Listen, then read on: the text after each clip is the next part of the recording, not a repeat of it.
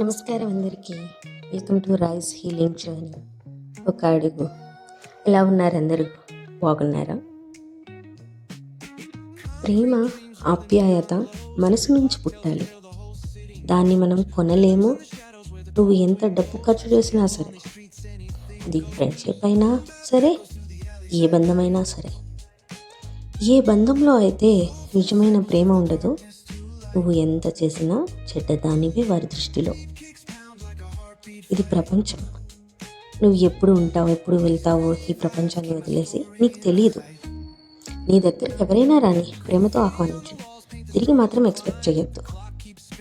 ఎందుకంటే ఈ రోజుల్లో ఆప్యాయత, ప్రేమ వీటన్నిటికన్నా డబ్బే ముఖ్యం.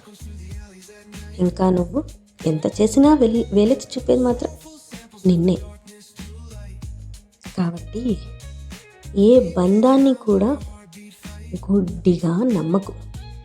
ఎక్కడైతే గుడ్డి నమ్మకం ఉంటుందో అక్కడ ఎల్లప్పుడూ బాధపడేది నువ్వే, మరియు ఒంటరి దానివి అయ్యేది కూడా నువ్వే. గుర్తుంచుకో.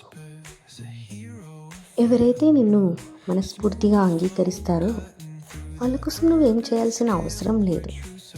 ఎందుకంటే నిన్ను వాళ్ళు ఈ అమ్మాయిలది, ఈ అబ్బాయి నా కుటుంబం అనుకుంటే నీ బాధను, నీ కష్టాన్ని అర్థం చేసుకుంటారు.